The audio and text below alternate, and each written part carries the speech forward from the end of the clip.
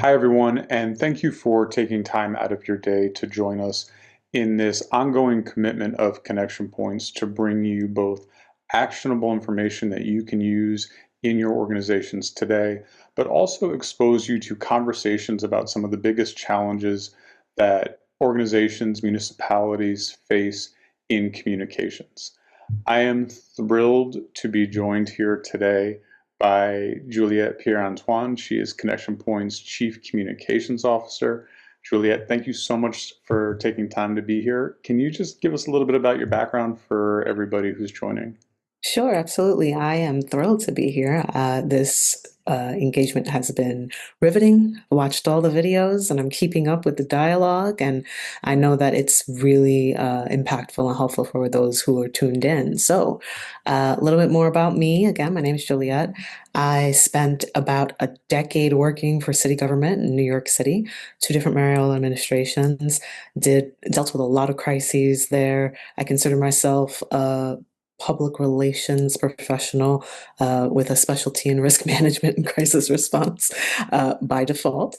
Did a lot of work related to Hurricane Sandy, a lot of housing crisis response, a lot of building just management response, a couple building collapses, and all of those things. I then spent a lot of time with the Center for Policing Equity, and I did actually some work in some law firms as well. And the thing that is the common thread throughout all of that is engagement with officials and executives. And we all know what this work entails. And we know that what it looks like from all sides is usually very, very similar. I think anybody who heard that will understand not only why Connection Point is thrilled to have you, but also why you're the perfect person to bring into this conversation today. Over the last several webinars, we've been getting a lot of the same questions that have been popping up, which is, how do you deal with legal? How do you convince leadership to move? What happens when approvals take far too long to get across people's desks, and the big one of what happens if your boss doesn't understand communications. And so today's webinar isn't about writing better messages or responding to crises per se. What we really want to look at is the bottlenecks, the blockers, the things that inhibit both the people inside of organizations from doing their job, but also the organization itself from being able to speak when it's necessary. So, Juliet, the first question that I have for you, as you go through your background and your experience from building collapse to Hurricane Sandy, working in the country's largest city, and then all of the work that you've done in addition to that, across all of those environments, what's the one communication challenge that you see that just never seems to go away? It's funny you should ask because I would say the communications problems are rarely communications problems. They're organization problems that show up in public. And you called out the phrasing that immediately comes to mind, which is bottlenecks. We are all familiar with that. Another one I like to call the phrasing that I used to like to use also is the concept of surprise parties. Every day is a surprise party because we haven't prepared for anything. And so we're surprised. Oh no, it's a fire. We're surprised. We should be able to anticipate things at this point.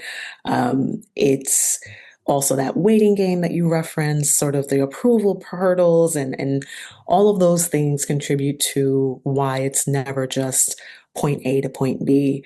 There's a lot of structural things that we need to make sure are clean and well oiled to get the point across.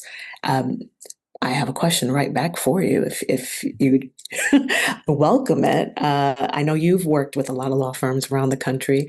Why do you think there's a conflict between communications priorities and legal priorities? Oh wow, I love that question. As you might imagine that I would. The reality is that there doesn't have to be conflicting priorities. Legal priorities serve to commu- legal priorities serve communication needs, and communication priorities serve legal needs. The trick is to find that nexus, that intersecting point where you can balance the real legal risk that particularly municipalities face in communicating with the real need that municipalities, organizations, nonprofits have to communicate to the public that they're serving. And historically, over the last 50 years, the sort of baseline default response is going to be we don't say anything, we don't talk, and if there is litigation that's been filed, we don't comment on pending litigation. And that makes sense from protecting the case. That strategy doesn't expose you to any potential add-ons to litigation. That strategy doesn't tip your hand in how you intend to defend taxpayer dollars, how you intend to defend your organization, rightly or wrongly, in whatever action is taking place. So, from a strict scrutiny perspective of looking at how do we best preserve our legal strategy, no comment is the way to do that. The problem is that the public isn't operating in that same sense of strict scrutiny. They're evaluating the story that they're hearing, the case that they're hearing from their unique perspective, from their lived experience. And when they hear no comment, that to them is no different than we did the thing and we don't want to talk about it. Yep. Yep. Absolutely. I think it's really, really easy to sort of get stuck in your head from an organizational perspective without considering the fact that everything that you're doing your day to day is really just under a magnifying glass. The public perception is going to amplify every little bump in the road Mhm. that for you, a no comment seems like a quick fix. For them, a no comment is as big as Mount Everest and it impacts their daily lives. So I think it's definitely a situation where there are potentially different objectives on the table.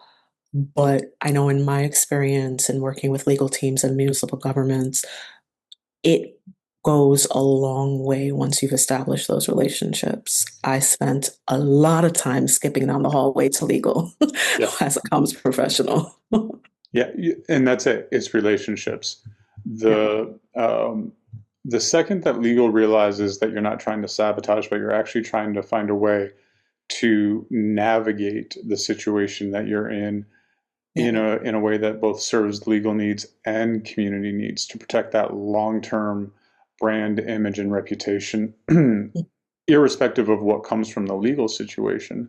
Mhm. Um, you can start to shift the way that legal and comms works together so that it doesn't have to be this hard line we're not going to speak. It's about skipping down the hallway, Mhm. as it were, to start building those relationships. Mhm. Um, at the risk of being a little self-serving, I'm going to be a little self-serving just for a minute because I'm actually really proud about this. We talked about this a couple of webinar series ago, and I said that there would be a upcoming legal review, law review article, and that when it came out, we were going to make a big deal of it. And Yeah. it's come out, and we're going to make a big deal of it. But this concept that we're talking about just got published in the Mississippi Law Yeah. Journal. Very Uh, nice. yeah, I'm really excited. I think I'm one of the very few non-lawyers in the country to ever be published in a law review, so I'm really excited about that. And I don't want to give away too much about the article because we want to save being able to actually talk about that in depth. But the reason that I bring it up here and why when we're talking about bottlenecks, this is the big bottleneck, is Yeah. that what we talk about in the article is that there are certainly rules of professional conduct that limit what attorneys can say. There is certainly a need to protect legal strategy in any case. But for about 40 pages, what we argue pretty convincingly, I think, is that there's a way to navigate that. That Right.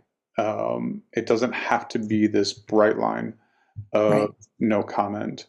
Um, the trick, and you said it in your opening remarks, you said it as we started to unfold this conversation, is the we don't need to be surprised, Right. right? Yeah.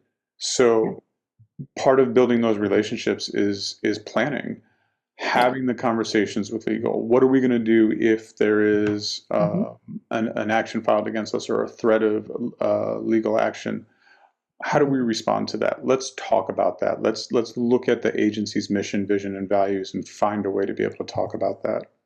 Yeah, that was 1,000% yes, agree. The other thing that I want to highlight, which we've both been saying, is that it's a relationship. And I'm going to pause on that word and repeat it one more time because a relationship requires investment. Just like any of our relationships with reporters or our peers in government or our superiors in government, you need to have build those relationships with your legal team.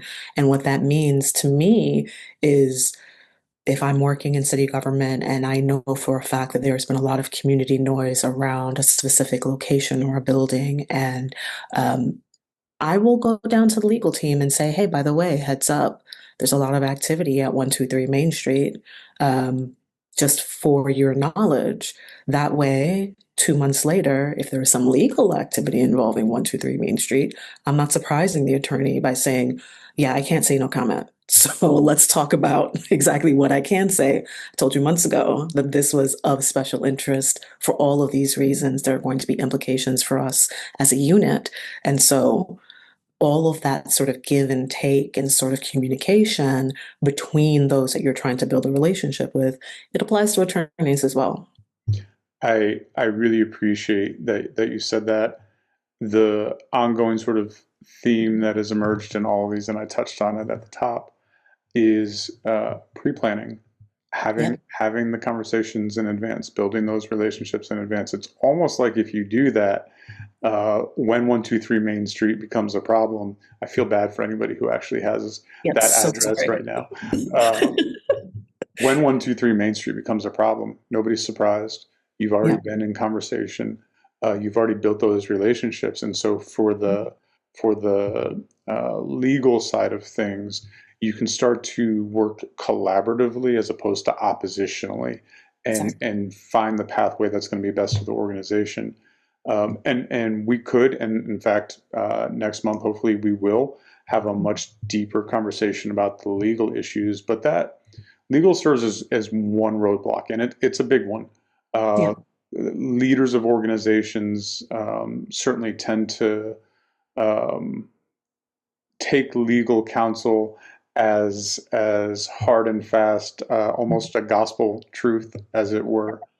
But that's also the only roadblock, and in fact, that the legal roadblock, while it's significant, and it's why we wanted to talk about it first, it's not the most common. That most common sort of roadblock really happens with the many chefs that decide to get involved with the approval process. hmm And your smile tells me you have much to say about that. I mean, I think we all would, right? We know what that feels like. Um, Absolutely. And I think that is another sort of way and another lane that you need to sort of build trust in. It is imperative that your executive leadership team trusts you. And I I feel compelled to say trust is not a enduring friendship. I'm not suggesting that's going to be a perfect situation for everyone. Trust is trust. Respect my output, respect my perspective, as I respect yours.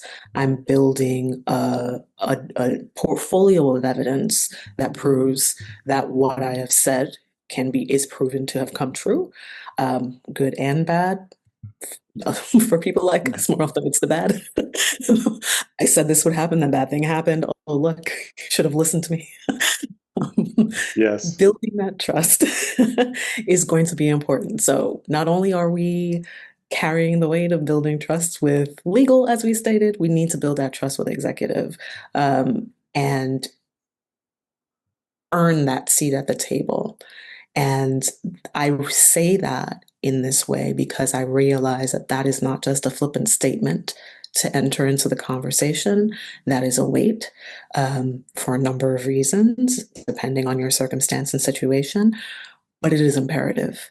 And if you are not actually seated at the table, you are standing in the room. And if you're not standing in the room, you're standing outside the door. When that door opens, you stick your foot in. Like you have Yeah. to do everything that you can to get at in the room and sort of get in the flow of information. Yeah. we've talked in the past about the trust building mechanics and why they're so important, and I think that you're bringing them up here as we're looking at some of these bottlenecks speaks to the broader point uh, that leadership doesn't always get it right. That leadership doesn't necessarily know or evaluate the picture through the same lens that the comms team is looking at it from, and that's not to say that leadership is failing. It's just that the function of the comms role inside of an organization is different and does by necessity look at things from a multitude of perspectives that leadership might not necessarily be thinking about day to day. And so I guess the question, as you're talking about getting your foot in the door, getting that seat at the table, is how do you convince leadership that communication isn't optional, that it's necessary? Well, I mean, the fact of the matter is, if communications isn't part of the decision, it becomes part of the cleanup. So we're going to be in a situation where we're going to be in the room regardless. It's just a matter of when we are entering into the room. I I I love that. If communications isn't part of the decision, it's part of the cleanup. That's so often the case, and I think speaks to the vast. I mean, let's be honest. A significant amount of the work that we do is in that cleanup phase. It's when the front end work was either not done or not taken seriously or wasn't considered. And now we've gone from what could have been a manageable um, situation into something that feels like it's spiraling out of control, that feels like there's no end in sight. And so that's when teams like us, we get called in to like help us Mhm. fix this. But in almost all of those cases, there's always somebody in the room that we're talking to who's like, I tried. I tried to tell them this was going to happen. Yeah, yeah, that sounds familiar. Yeah. Um, and it just speaks to the stage that you're in as a communications professional. It's going to happen. It will happen. It's having advocates like that when you're not in the room, the folks who are in the room who are trying to get you in there. It's the demonstration and the evidence building that you're working on to prove that you should be in that room. It's, I'll be honest, sometimes it's doing the work anyway and having it prepared so that when it is time for cleanup, you as a communications professional are not bending over backwards and put in a situation where you're starting from scratch at that point of crisis and panic. There's certain things that you can prepare while you're waiting so that when green means go, you can actually take off running and get the cleanup done quickly.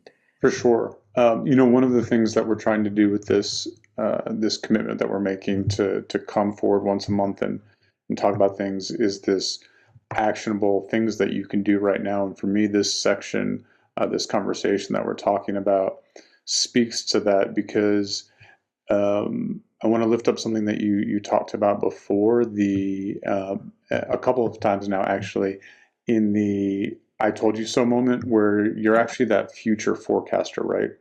Yeah. And so part of for me getting leadership to understand and something that every comms professional should make a part of their routine is that daily conversation where you're sketching out for leadership, whether it's an individual boss or it's a leadership team, where you're sketching out for them what the week is going to look like, what the day is Absolutely. going to look like, and how it relates to the function of whatever organization you're working for looks like.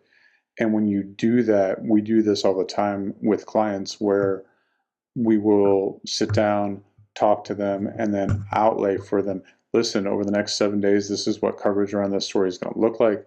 This outlet is going to say this. This reporter is going to cover this story in this particular way. Mhm. And it's going to get picked up by this. This is the reach that we anticipate this type of a story having, and this is the rationale behind that.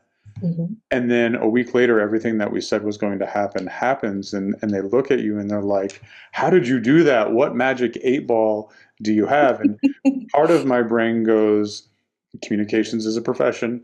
Yeah. It's an actual profession. Not everybody can do this."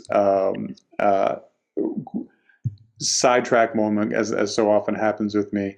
I was at a conference a couple of months ago, and somebody said something that I'm stealing, which is we spend our whole lives talking, so everybody thinks that they're a communicator, but that's actually not the case at all, Wow. Yes. right? Yeah, So absolutely. it's not that we have this magic 8 ball, it's that this is what we do professionally. It is our job to know what is going to happen with the media. It is our job to know how a story is going to be covered. And inside of municipalities, there are professional communicators who are doing that. It's about bringing that to your boss. It's about bringing Yeah, that to your leadership team and demonstrating your understanding of how your media works, how your individual reporters work, how a story is going to be covered. exactly. Exactly. 1,000%. And I like the way you phrase that because yes, folks we communicate every day. Like I have a 1-year-old that's learning to speak. So people are learning to speak as babies and then they are 30, 40 something year old professionals and they're like, well, I've mastered it. This is a science. Like Yep. this is actually an area of expertise. And we all know that. And it's just about sort of demonstrating our abilities and our talents in that respect. The other piece of this in the leadership space that I want to touch on real quick is the personalization of impact. I think is really, really important in Mm, convincing leaders that comms is not an afterthought, it's not a luxury, it's not a nice to have. We live in a world where information literally spreads at the speed of social media, mhm, where you talked about it being a science. We know perceptions are formed within seconds of seeing information, very rarely without context, very rarely without the patience to wait to hear the whole story. mhm. That's just the reality. You don't have to like, I say this all the time, you don't have to like it. It is the reality of where we are. That's And if you can help leaders to understand their role in shaping perception as individuals, and then tie that to the organization that they lead. mhm, Listen, boss, uh, how you navigate this next week, how we talk about this over the next month is going to impact the legacy that you leave behind in this organization. And this exactly. organization needs to continue to be able to deliver X to our constituents or Yeah. Y to our customers or to the people we serve as a nonprofit organization. Right. And what you're speaking to right now is something that I often tell folks that I work with, which is we have to realize that the style of communication that you present to an executive needs to be just that. It is an executive style of communication. Explain why it matters in a language that they'll receive. And it's with those metrics, it's with everything that you just described, it's with legacy, it's with the perspective and the framing that actually translate it from, oh, my comms person wants X to wait, X will result in something larger that they can actually comprehend and that resonates with them. Yeah. So you got legal on board. You've got the boss mostly on board. I think perhaps the greatest way to write a news release, and please, for all of my comms folks out there, could we please stop saying press? It is an antiquated term and it's not at all reflective of how information is actually distributed anymore. It is a news release. You are announcing news. Please, for the love of all things holy, stop saying press release. Anyway, uh, I think I will never miss an opportunity to soapbox on things that just get under my skin. I Uh, know. I think the greatest news releases are written by committee, where everyone in the organization has the opportunity to provide input and thoughts, and change words that they particularly prefer over other words, and not take into consideration audiences or message tone and intent or message languaging structures Well, or the limbic system, right? You would agree with me on this. Eric, that is clearly not the best way. Right, a news release. But that's the way that we've all grown accustomed because that's the reality for anything that becomes public information. The situation we find ourselves in regularly is okay, there's a thing, precious product or precious announcement. We must talk to the world about it, and everyone else wants to be a part of that presentation. Back to communications as a science, back to this is an actual specialty. We need to make sure that organizations have a very direct and trim and slim streamlined process for approvals. That is the number one cause for bottlenecks. Not only that, but then it becomes a matter of, well, then, all right, if more than one, if it's 5 people, if it's 20 people involved, which would be horrific. But if there's a large number of people involved, any more number larger than two, then who is the final person to say this is it?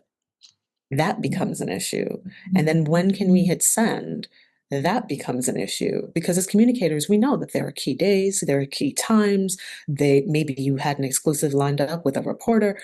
Things are on deadline. Deadlines are a thing. It's not something that we can kind of leave to the masses within our organization. It's something that needs to be more controlled. Um, and it can be a struggle. The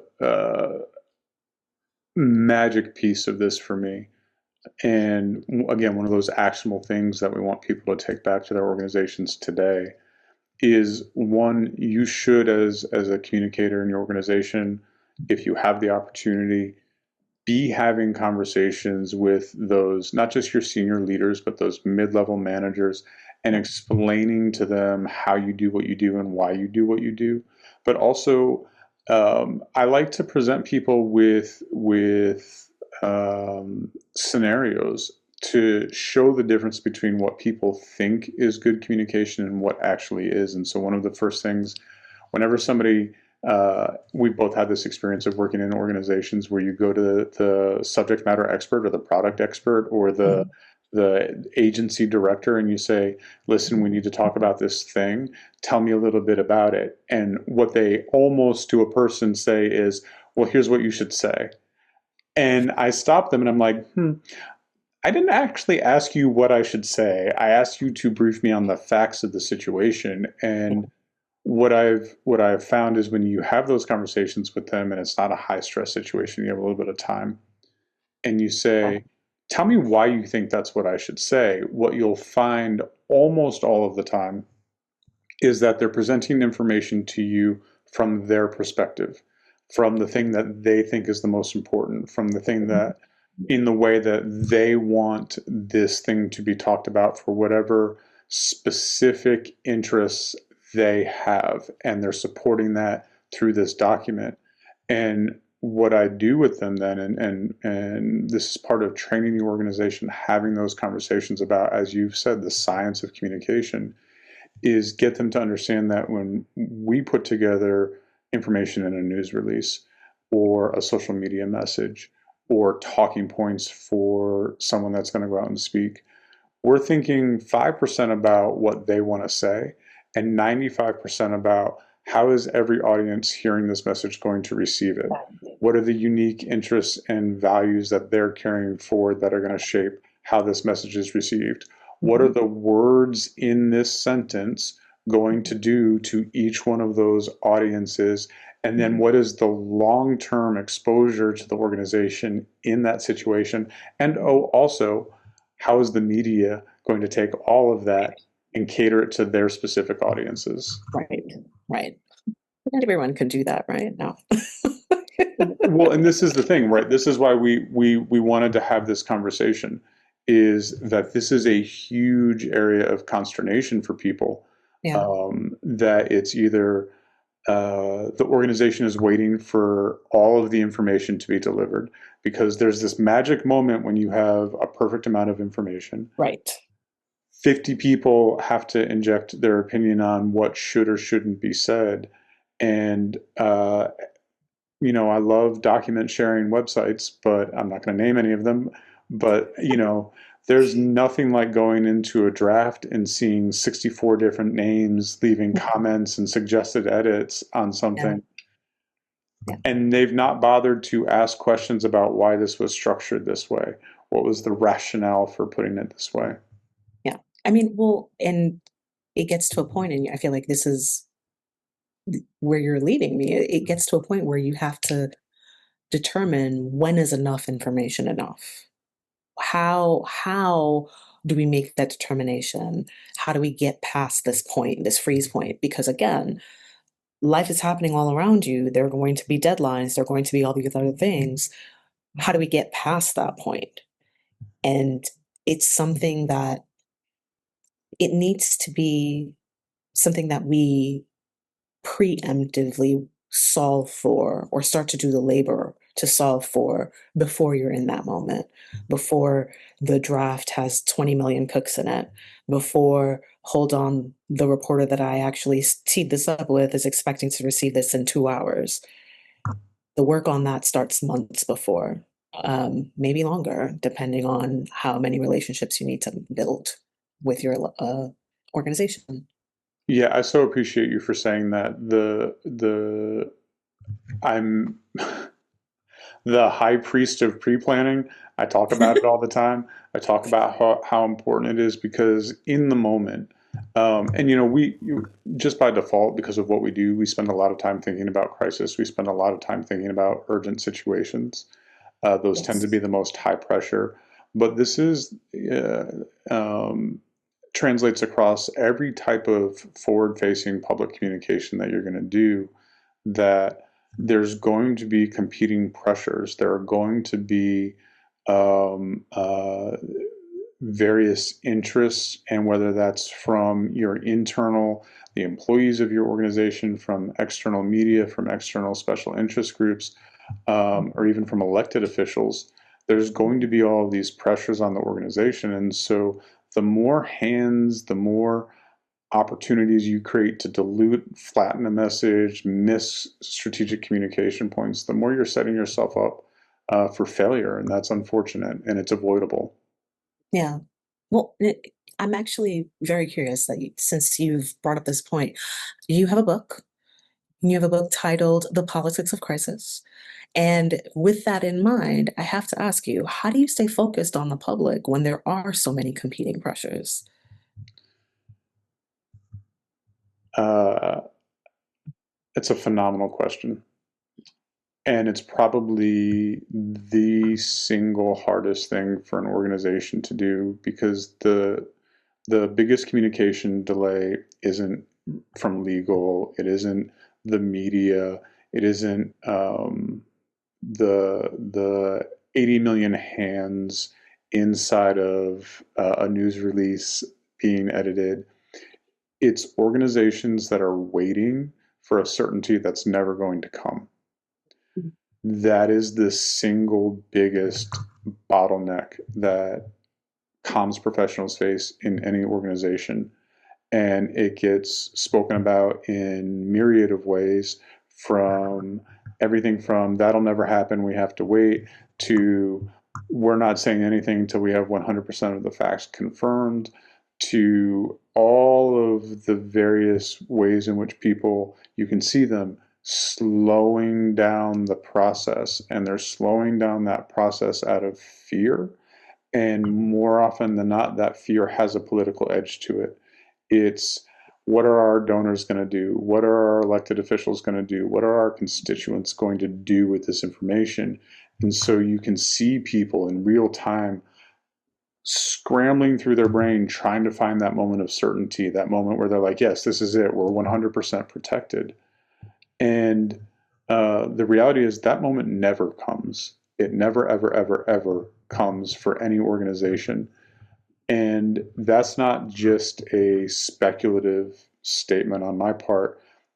you can literally just go read the news every day. Products Yeah. fail and get recalled. Not to limit the evergreen nature of this conversation, but the country right now is in the middle of an iceberg lettuce recall, right? Yeah. So products fail, products get recalled, retractions go out.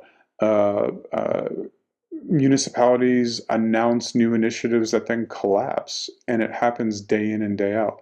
There is never a moment where you're going to have 100% certainty in anything that you do ever.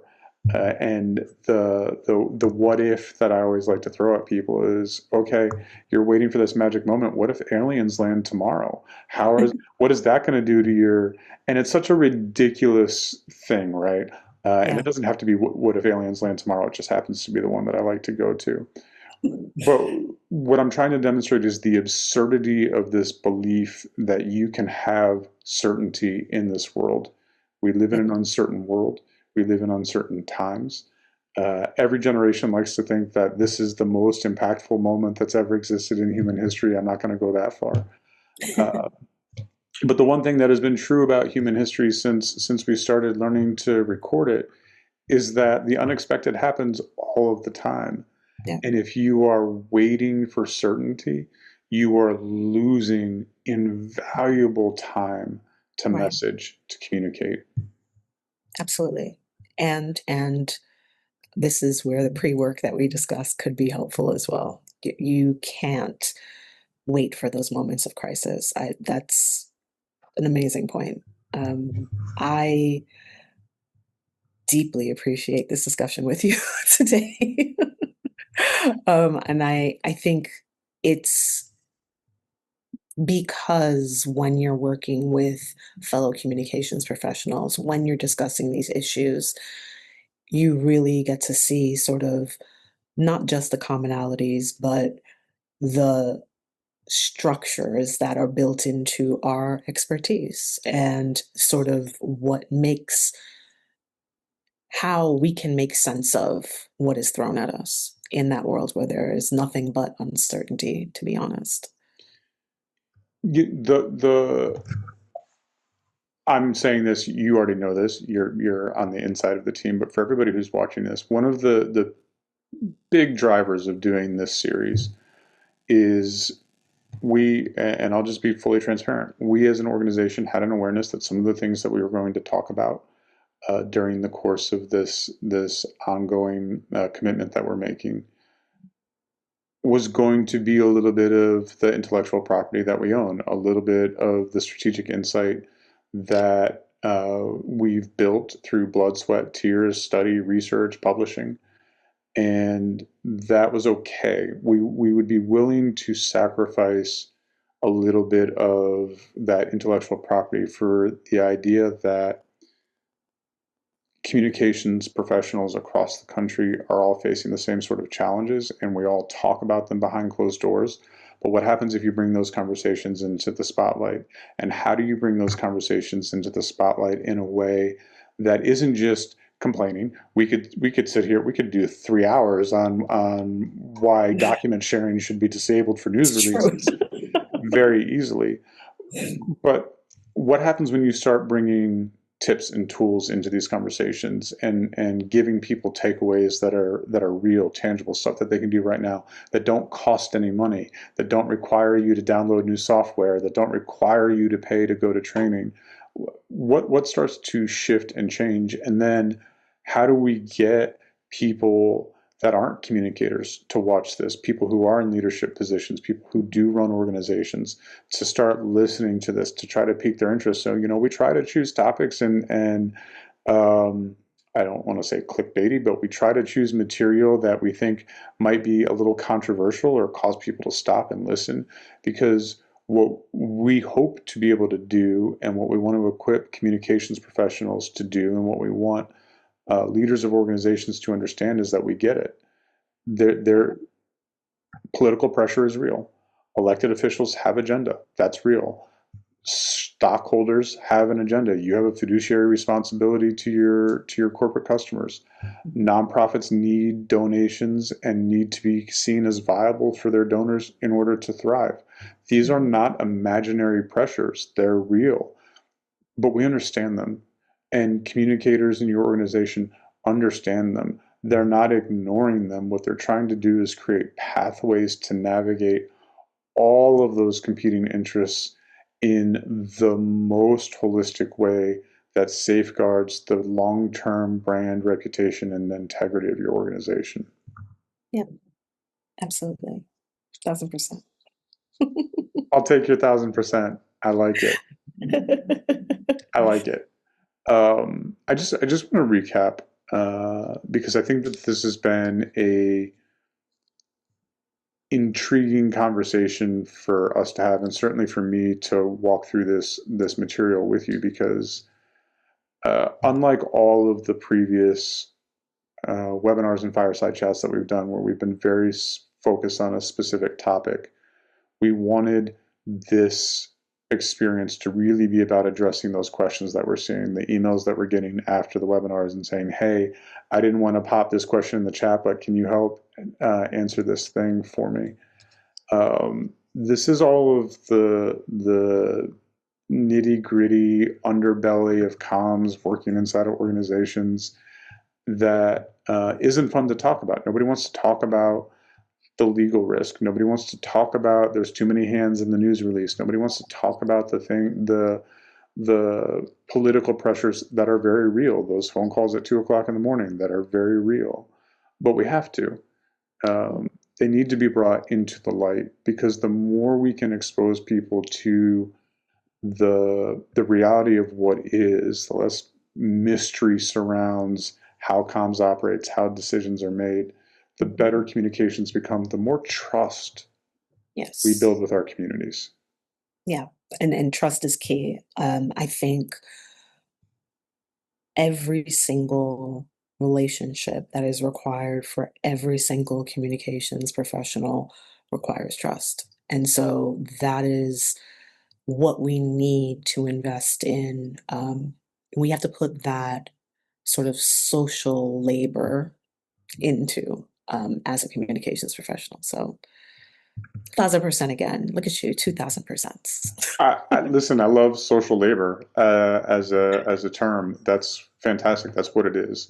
Yeah. Um, Fundamentally, human beings are relationship driven. There's no reason that our conversations at work shouldn't be relationship driven. So, skipping down the hallway to legal to start having those conversations and start talking about shared pathways, um, understanding the pressures that your boss is under, building that relationship of trust, becoming the future caster for them, Right. for your leadership team, so that they see that you understand their perspective in the world.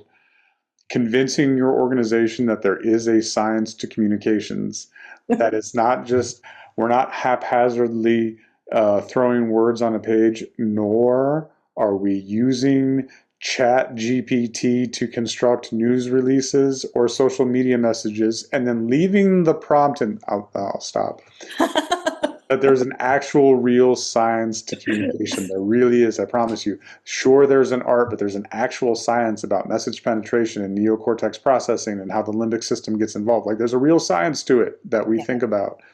Um, and then acknowledging the reality of what is. We live in a political world. We just do.